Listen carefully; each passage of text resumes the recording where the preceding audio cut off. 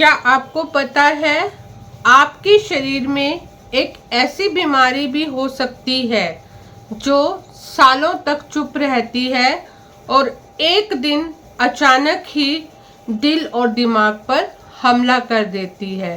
इसे कहते हैं हाई ब्लड प्रेशर। हाँ जी, हाई ब्लड प्रेशर। इसीलिए इसको साइलेंट किलर भी कहा जाता है।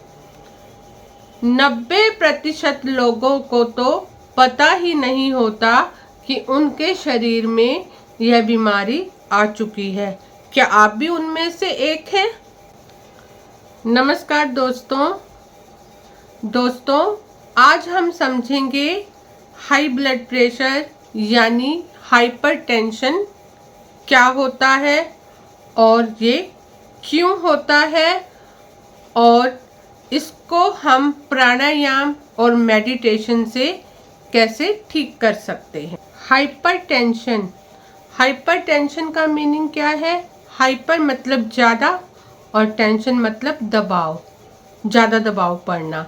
जब हमारे दिल से निकलने वाला खून हमारी नसों की दीवारों पर ज़्यादा दबाव डालता है, इसी स्थिति को हाई ब्लड प्रेशर कहते हैं। अब जब भी ब्लड प्रेशर चेक करते हैं तो आपने देखा होगा इसके 2 नंबर होते हैं, एक ऊपर वाला और एक नीचे वाला। जो ऊपर वाला नंबर होता है उसको सिस्टोलिक बोलते हैं और जो नीचे वाला नंबर होता है उसे डायस्टोलिक बोलते हैं। और ऊपर वाला नंबर जब हृदय या दिल खून को पंप कर रहा होता है, क्या दबाव पड़ा है वो दिखाता है, और नीचे वाला नंबर जब दिल आराम की स्थिति में होता है उस स्थिति को दिखाता है। अब हम बात करेंगे साइंस के अनुसार बीपी की रेंज क्या है। देखिए, नॉर्मल रेंज तो है वयस्क के लिए 120 और 80, यानी सिस्टोलिक 120 होना चाहिए और डायस्टोलिक 80 होना चाहिए। लेकिन जैसे जैसे ये रेंज ऊपर की तरफ बढ़ती है तो हम बीमारी की तरफ बढ़ते हैं। अगर इसकी रेंज थोड़ी ज़्यादा हो जाए, कभी कभार के लिए तो चल जाता है, लेकिन कॉन्टिन्यूसली ज़्यादा रहे और ज़्यादा होती जाए तो यह खतरे का संकेत है। तो उस समय आपको अलर्ट हो जाना चाहिए और अपने डॉक्टर से कंसल्ट करना चाहिए।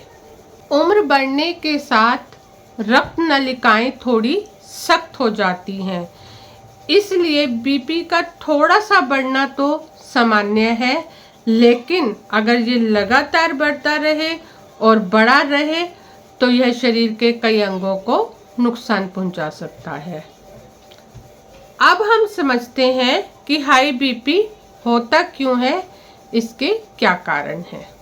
ज़्यादा तनाव और चिंता, शारीरिक एक्टिविटी ना होना, मोटापा, नींद की कमी, शराब का अधिक सेवन, स्मोकिंग करना और बैठे बैठे खाते रहना, शरीर को ज़्यादा ना हिलाना डुलाना और रात को देर से सोना, और लेडीज़ में तो पेरीमेनोपॉज के समय भी ब्लड प्रेशर बढ़ जाता है। हाई बीपी अक्सर बिना शोर किए ही बढ़ता है, लेकिन कुछ संकेत देता है, जैसे चक्कर आना, थकावट बने रहना और शरीर में सुस्ती रहना, गुस्सा जल्दी आना, चिड़चिड़ापन, कुछ भी करने का मन ना होना और रात को नींद भी अच्छे से ना आना, नींद डिस्टर्ब रहना और दिल की धड़कन तेज हो जाना, घबराहट और बेचैनी बने रहना, यह कुछ संकेत हाई बीपी देता है। अगर आपको भी ऐसे संकेत दिखे तो अपना बीपी जरूर चेक करें या करवाएं और सतर्क हो जाएं। दोस्तों, आप अपने बढ़े हुए बीपी को योग के द्वारा कंट्रोल में रख सकते हैं। योग में श्वास का बहुत महत्व है। श्वास को मन और शरीर का पुल कहा गया है। जब श्वास शांत होती है, संतुलित होती है, तो शरीर के रोग ठीक होने लगते हैं। और अगर श्वास शांत है, संतुलित है, तो बढ़ा हुआ बीपी धीरे धीरे सामान्य होने लगता है। तो इसलिए हमें श्वास के द्वारा अपने बीपी को कंट्रोल करने में बहुत मदद मिलती है। प्राणायाम से बेहतर कोई भी साधन नहीं माना गया है श्वास को संतुलित करने के लिए। इसलिए प्राणायाम को अपनाइए और बीपी को सामान्य रखिए। इसके लिए सबसे ज़रूरी है अनुलोम विलोम। अनुलोम विलोम प्राणायाम नाड़ियों को संतुलित करता है और मन को स्थिर बनाता है। और इसके बाद भ्रामरी प्राणायाम मस्तिष्क को गहरी शांति देता है और तनाव को भी कम करता है।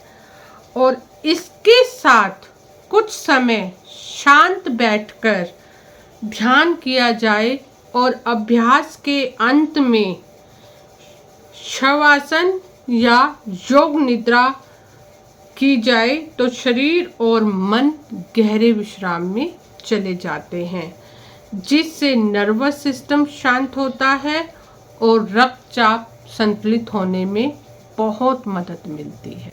याद रखिए, दवाइयाँ केवल रक्तचाप को नियंत्रित करती हैं और शांत श्वास और ध्यान आपके जीवन की पूरी लय को संतुलित करता है। इसलिए कुछ समय अपनी श्वासों के साथ जरूर बिताइए और उसके लाभ को आप जरूर अनुभव करेंगे। अपनी श्वास को संभालिए, आपका दिल खुद संभल जाएगा। मन शांत होगा तो रक्त का दबाव भी शांत हो जाएगा। दोस्तों, आप जो लोग भी हमारी वीडियो को देख रहे हैं, अगर किसी को भी हाई बीपी की समस्या है तो प्राणायाम और मेडिटेशन का अभ्यास जरूर कीजिए।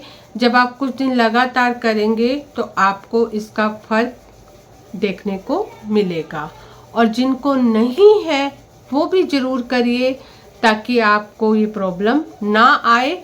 और इसके अलावा आपको अन्य हेल्थ प्रॉब्लम्स को ठीक करने में भी काफ़ी मदद मिलेगी।